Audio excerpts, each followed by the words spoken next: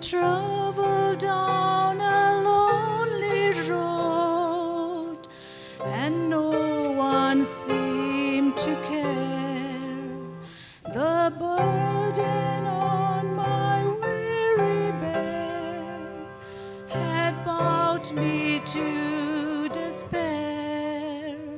I oft complained to Jesus how folks were treating me, and then I heard him say so tenderly, my feet were also weary upon the Calvary road. The cross became so heavy, I fell beneath the load. Be faithful, weary pilgrim, the morning I can see. Just leave your cross and follow close to me. I worked so hard for Jesus, I often boast and say, I've sacrificed a lot of things to walk the narrow way.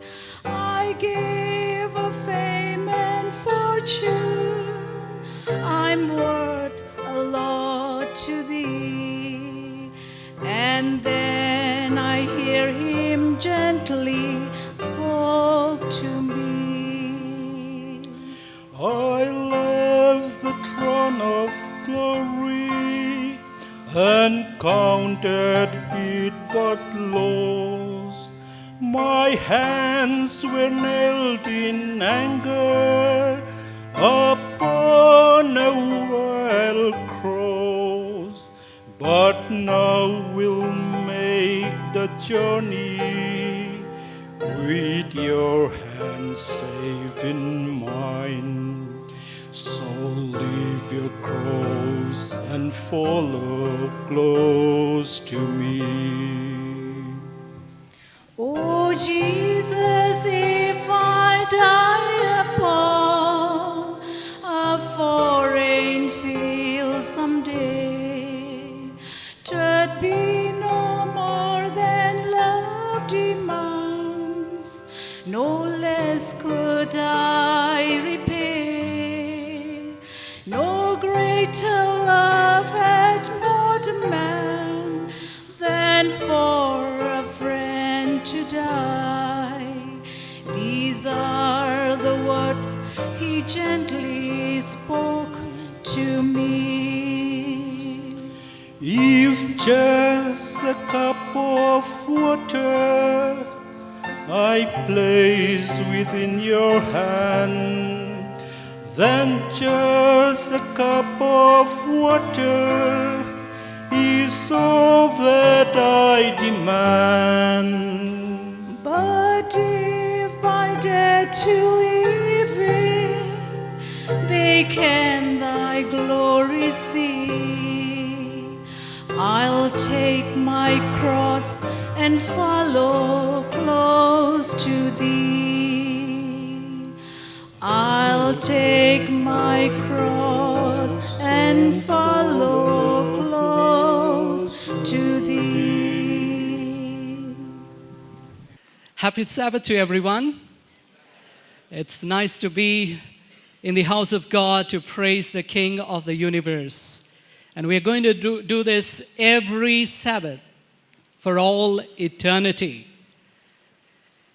I want to thank the church pastor, Pastor Emmanuel Raj, for inviting me to share God's word this morning.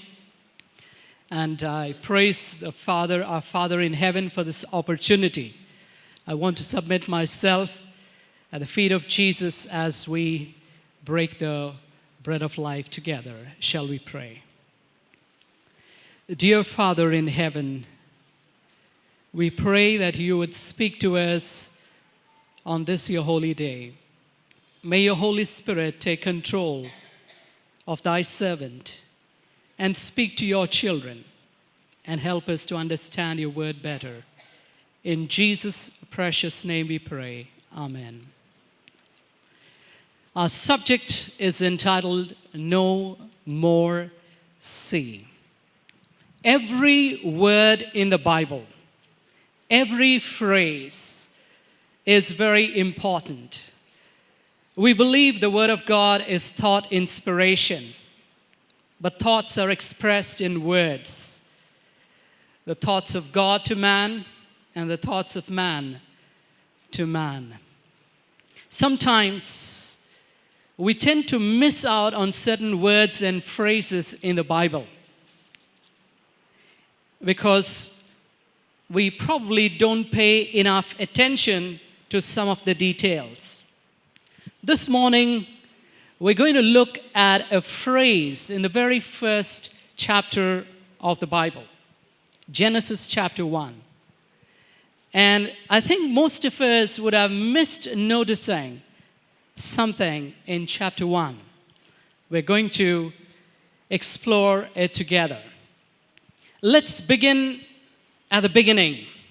In the beginning, the Bible says, before God brought life on planet Earth, this earth was a dark, watery place. There was no land anywhere.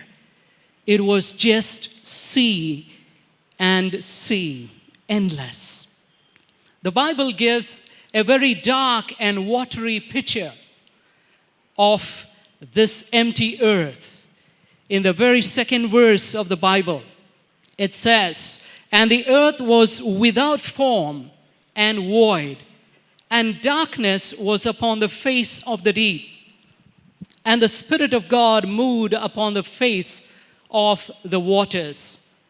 Now, four things stand out in the very second verse of the Bible. It says, the earth was without form. It means it was shapeless. It says it was void. It means it was empty. It says there was darkness everywhere. It means there was absence of light. And it says there was waters. It means there was no land anywhere at all. It was just before God could create life on planet Earth. We are told in Scripture that the great controversy began in heaven. The Bible talks about Lucifer in Revelation chapter 12 and verse 9. And he was cast out into the earth, and his angels were cast out with him. Lucifer was hurled on planet Earth. The spirit of prophecy gives us the time of his expulsion from heaven. She writes in Signs of the Times, entering the Garden of Eden, after his expulsion from heaven, he succeeded in deceiving our first parents. So he was expelled from heaven prior to the Garden of Eden deception, which means he was thrown to this planet Earth when the earth was still dark and void and empty and filled with water. Lucifer and his angels were thrown to this dark world filled with water everywhere. He was hurled at great speed.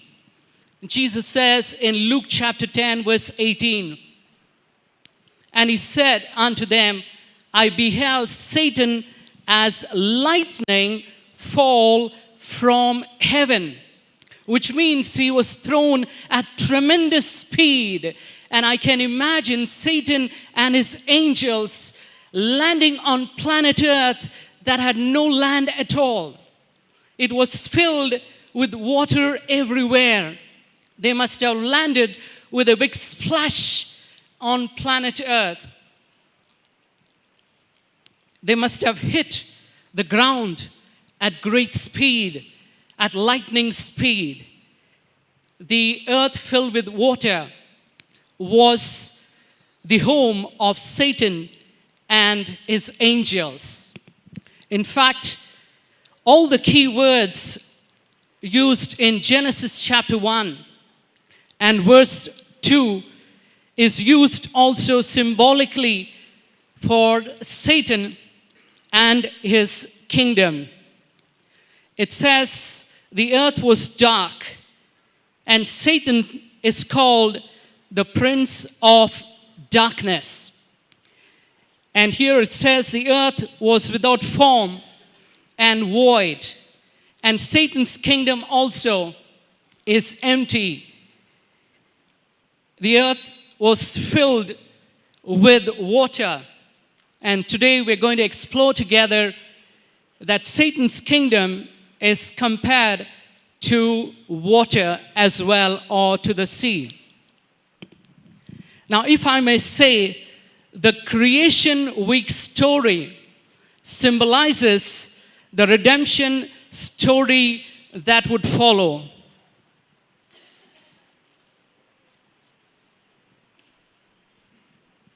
Paul drew a comparison of the redemption story with the creation account of Genesis when he wrote these words in in 2 Corinthians chapter 4 and verse 6. For God, who commanded the light to shine out of darkness. Now we realize this is a phrase from Genesis chapter 1, where God said, "Let there be light," had shined in our hearts to give the light of the knowledge of the glory of God in the face of Jesus Christ. So there's a comparison between creation story and redemption story. The light of creation reflected the light of Jesus in the redemption of the human body, of the human soul.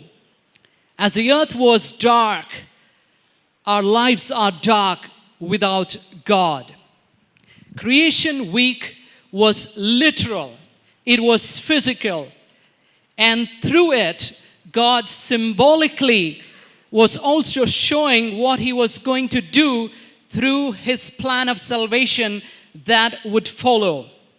During the creation week, God brought shape to this shapeless world.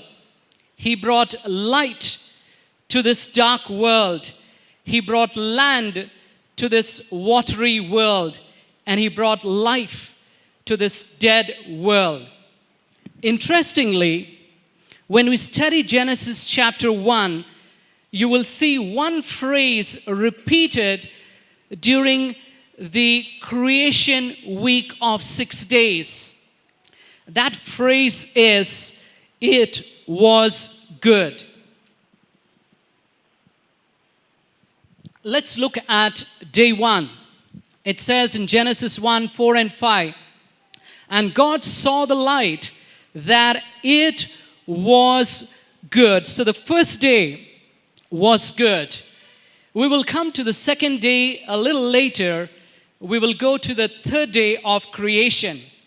Genesis 1, verses 12 and 13. It's talking about the third day, and it says, "And it was good, and the evening and the morning were the third day."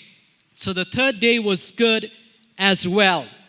What about the fourth day? God made the sun, moon, and stars. And for what did he make them? Verses 18 and 19, it says, "To rule over the day and over the night, and to divide the light from the darkness. And God saw the light and God saw that it was good. And the evening and the morning were the fourth day." So the fourth day was good as well. What about the fifth day? God made the fishes to fill the waters and the birds to fly in the open firmament of heaven. And the Bible says it was good. And the evening and the morning were the fifth day. And then on the sixth day, God first makes the animals. The Bible says he made the beasts, the cattle, and the creeping things. And it says, "And God saw that it was good." Then God makes the crowning act of his creation. man and woman in his own image after his own likeness. And God looks at the beautiful couple and the beautiful earth. And finally, God goes one step ahead. And it says, God saw everything that he had made. And behold, it was very good. And the evening and the morning were the sixth day. The seventh day was not just good, it was the best, because it was the blessed of all days. The Bible says God blessed the seventh day. He sanctified it. He rested on that day. Three things God did on that seventh day and made it not good, not very good, but very, very good, the blessed of all. Now we will come to the second day, which we missed out, which we left out. The Bible says about the second day, verses 6 to 8, and God said, let there be a firmament in the midst of the waters, and let it divide the waters from the waters. And God made the firmament, and divided the waters which were under the firmament from the waters which were above the firmament. And it was so. And God called the firmament heaven, and the evening and the morning were the second day. Did you notice that on the second day, God does not pronounce the day good? Did God forget to pronounce it good? Or did God say it and Moses forget to write it down? I don't think so. You know, when every day God uses, every day of the 6 working days, God uses that phrase, it was good. It means God wants us to take note of what he's saying when he repeats something. And on one day when God doesn't say that, it should catch our attention. The silence of God on that day was speaking loudly. And we need to understand why God did not call the second day of his creation good. To get a picture and to understand why, we need to go back to the first day. Remember, in the beginning, there was darkness everywhere. On day one, the Bible tells us God introduced light. And light did not dispel the darkness completely from planet Earth. On one side, the light was shining. On the other side of the round earth, the darkness continued to exist. The Bible says, and God saw the light that it was good, and God divided the light from the darkness. The light was good, not the darkness part. God is silent about the darkness. The light was good.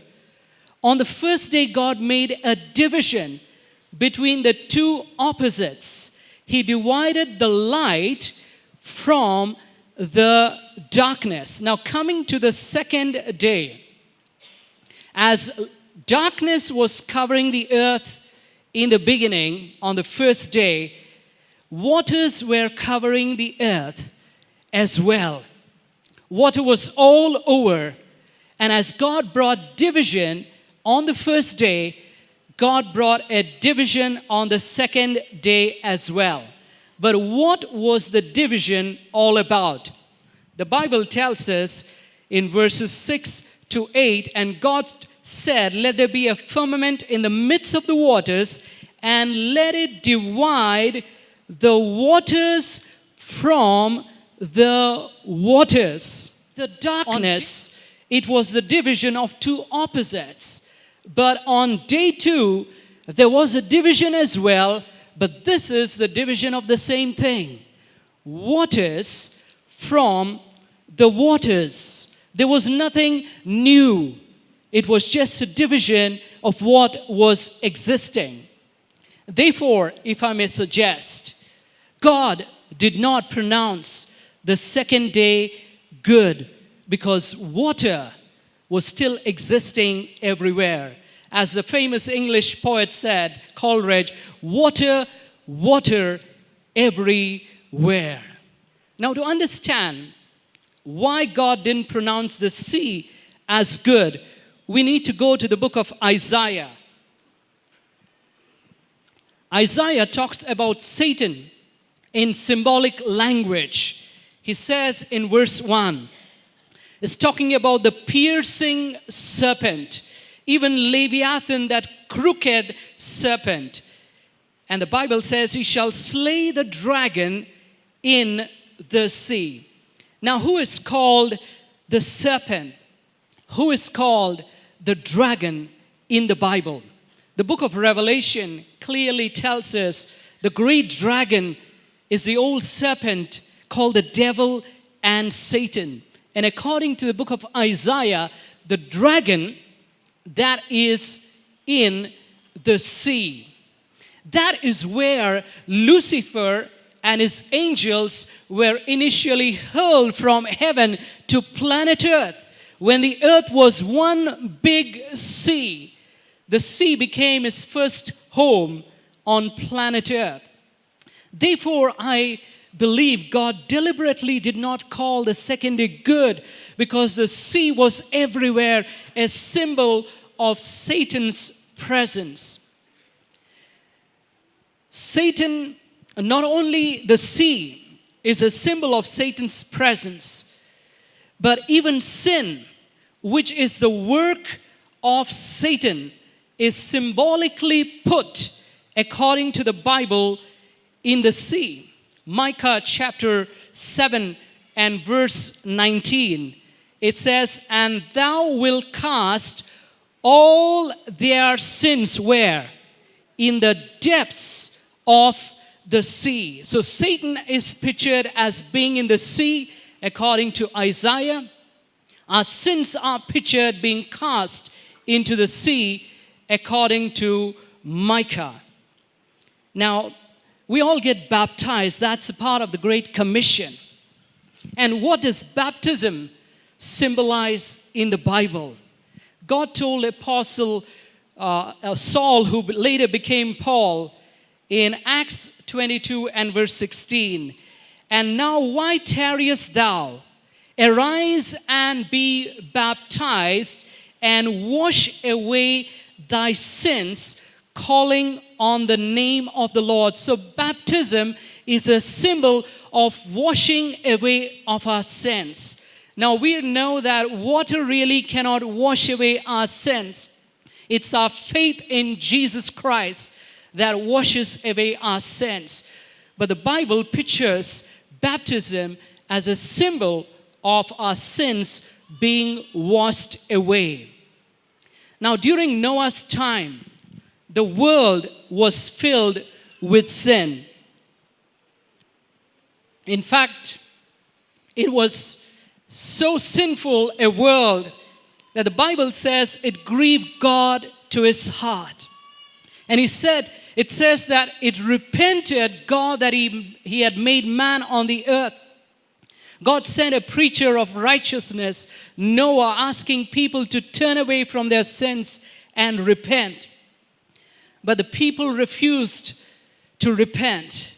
And finally, God had to bring a global flood which drowned all the sinners deep into that vast, endless sea. Because they didn't allow God to cast their sins in the depths of the sea. The sinners finally went to that same place. In Noah's days, there was a mass baptism without a resurrection. The earth resembled, in Noah's days, the earth of the beginning of chapter 1, where water was all over the world. That is the place of Satan. That's the place where sin is symbolically put. That's the place of sinners as well, in Noah's days. Now, if you study the Bible carefully, you will see that the sea is also associated with the wicked. It's associated with the sinners. It's a place of Satan's dominion. Jude writes in Jude chapter 1, verses 11 and verse 13.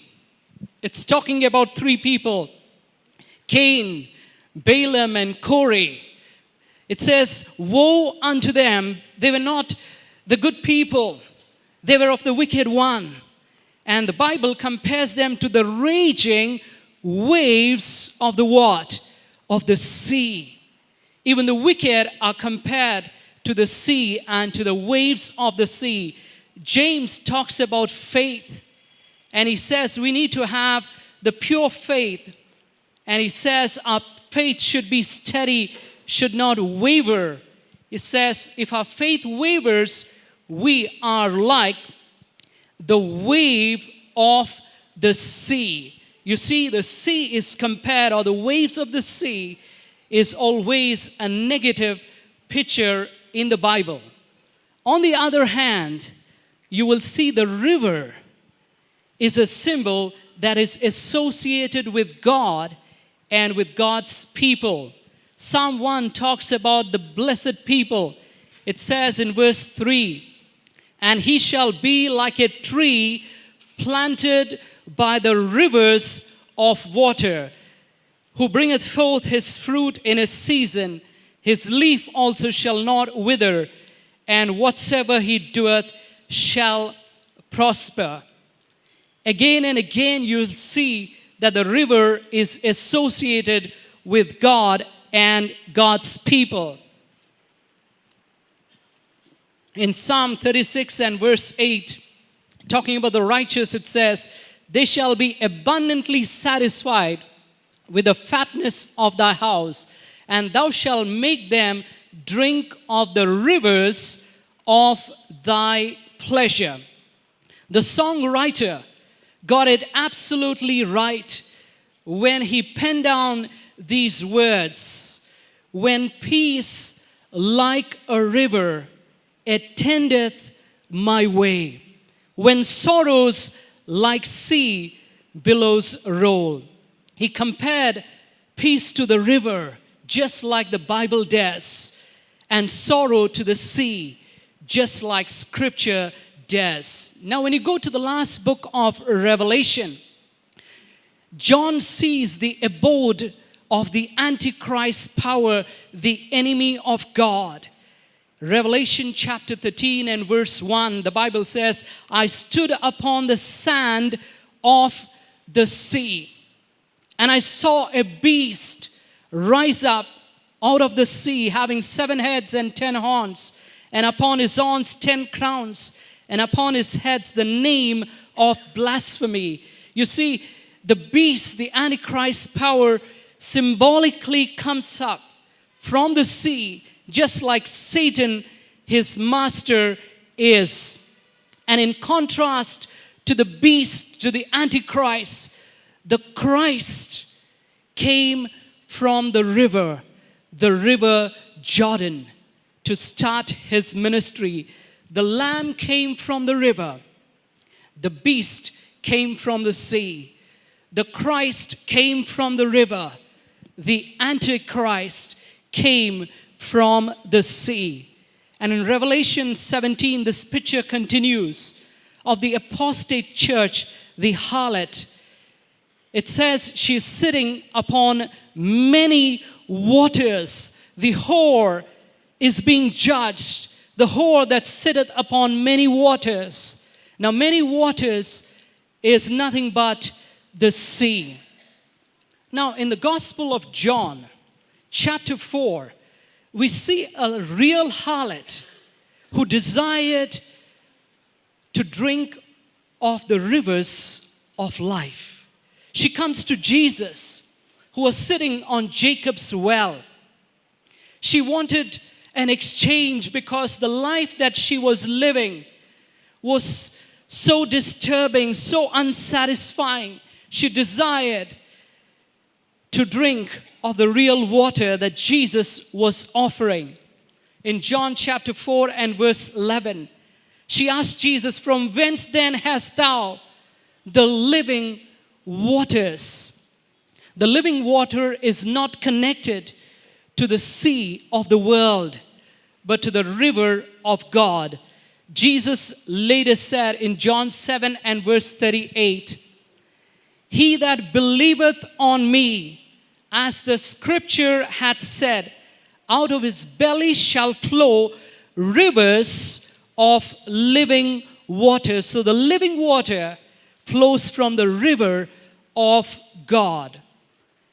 I believe there are many people even today, not just in the world, but even in God's remnant church, who are struggling like that woman at the well, who are drinking from the sea of the world and are waiting for God to help them out.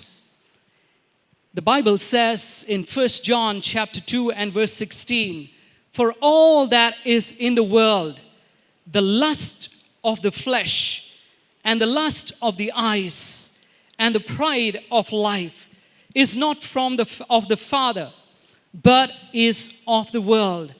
But Jesus is offering living waters even to God's people in his own church. In Revelation 3, talking about our own church, Jesus is standing there and knocking. He says, "I'm going to sup with you, and you're going to sup with me if you let me in." Dear brothers and sisters, which waters are we drinking from? Are we drinking from the waters of the world, from the sea of the world, which can never quench our thirst? We know the salty water of the sea can never quench our thirst. So also the pleasures of sin, which is for a season, can never satisfy our souls. God's invitation has always been there for his people, both in the Old and the New Testament. He says, "Ho, everyone that thirsteth, come ye to the waters." And in the book of Revelation again, it says, "The Spirit and the bride say, Come. And let him that heareth say, Come. And let him that is athirst come. And whosoever will, let him take of the water of life freely." Are you thirsting for the living waters, dear brothers and sisters? Only Jesus can give. Satan wants to destroy all of us. He wants to drown us in the sea of the world. But I thank God the great controversy primarily is between Christ and Satan. They are the big players in the great controversy. You and I have to decide which party we need to belong to. We have divine protection in this great war through the Holy Spirit. See the beautiful promise given in Isaiah 59 and verse 19. It says, "When the enemy shall come in like a flood." You see, he comes like a flood because that's his picture, being in the sea. "The Spirit of the Lord shall lift up a standard against him." Without God's Holy Spirit, we all would be defeated and drowned by the enemy. This picture of Isaiah 59, it takes us to the first picture of Genesis chapter 1, verse 2, where we see waters everywhere, and the Spirit of God was hovering upon the waters right in the beginning. So God was telling Satan, "I'm ready to take you on in the great controversy." He was hurled from heaven to earth, but the fight is not over. It has entered a new field, and the Spirit of God was there to take up the challenge. Yes, even today, God's Holy Spirit is there to help God's children as we battle with the enemy. Only God can help us from the flood of Satan. Only God can help us from the waves of sin. Only God can help us from the sea of trouble. And if God be for us, who can be against us? Amen, church? If God be for us. You know, when the children of Israel, who were slaves in Egypt for hundreds of years, and God promised redemption through the blood, they came out as an army of God from Egypt, from the land of sin, from the land of Satan, from the land of slavery. And Satan was standing there and saying, "Where are you going? You are mine. You are slaves. You cannot escape." You remember the Red Sea was right there? The sea represents Satan and his dominion. He said, "I am here. You can't go anywhere." And what was the color of that sea? What's the name of the sea rather? The Red Sea. Red, he's the red dragon in Revelation 12, the bloody dragon. And he was saying, "I'm going to butcher all of you. I'm going to kill you." Life is in the blood. As the firstborn of Egypt was killed, he was saying the firstborn of God, which is Israel, will be killed in the Red Sea. And the children of Israel came there, wondering. They looked to the right, to the left, mountains everywhere. They looked behind Pharaoh's army coming, and the front, Red Sea. "I will lift up mine eyes unto the hills. From whence cometh my help? My help cometh from the Lord that made everything." What did God tell Moses? "Take your rod and smite the sea." And what happened to the sea? The sea opened up, and the children of God walked as if through an highway, leaving Egypt. Beloved, only God can open up the devil and let you go through. We cannot. It was an impossible task. It needed a miracle from God to help his children, and God did it. At another point of time, Jesus, the great creator of heaven and earth and the sea, came as man. And one day, Jesus was riding upon the sea of Galilee. And the Bible says Jesus fell asleep. He was sleeping. And the devil got up. He said, "Oh, you're riding on my territory, the sea." He got up, and you know what happened? There was a supernatural storm. The sea rose, threatening to drown all the disciples, including Jesus, who was sleeping. But the God of Israel does not slumber nor sleep. And the disciples were so scared to death, they said, "Master, carest thou not that we perish? How canst thou fall asleep?" Jesus got up. He saw what was happening behind the scene. He knew who was behind it. Gently he rebuked the disciples for their faithlessness, and then commanded the winds and the waves, "Be still. Be still and know that I am God." And what happened to the sea? Went back to its position. Only Jesus can calm the sea. On another occasion, the disciples were again on the Sea of Galilee.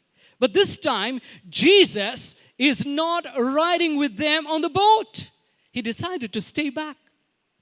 And the devil said, "This is the best time to get all the 12 of them dead." Anyway, Jesus is not there to rebuke the sea. And a storm arose while they were still in the midst of the sea. The devil got up with all his angels and fury, threatened to drown all of them. Jesus chose the 12 to evangelize the world after he was gone. And if these are dead, the plan of God would be thwarted. But the Bible tells us, I think in the book of Mark, Jesus was watching from the seashore. What was happening? Though he was not with them, God always watches us, amen? Though he's not physically here, he's watching us from there. He was watching them from the shore. And Jesus decided that he has to take charge. He could have rebuked the sea right from where he was. He can do anything. But he decided to do something. He started to walk from the land. And he put his feet on water. And it became like a carpet for the King of Glory to walk through. Satan would have tried to bring the Lord down. The law of gravity did not work with the Lord of gravity. Amen, church? Jesus walked as if he was walking on land. He was walking on the sea. Now the sea represents Satan. It represents sin. It represents the kingdom of the evil one. Jesus had every one of them under his feet. He said he will even give us power over the power of the enemy.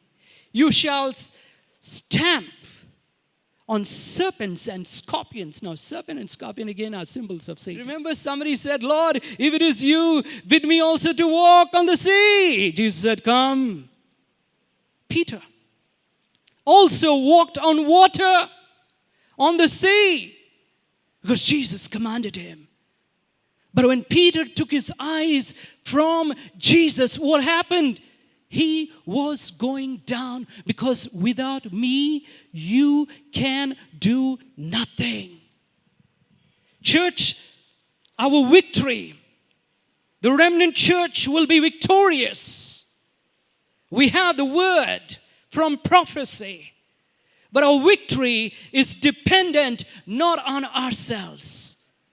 Looking unto Jesus, the author and finisher of our faith. If the church trusts in its own powers, in its own wisdom, in its own thinking, in its own planning, we will go down. Let's look to Jesus. For he said, my plans are not your plans.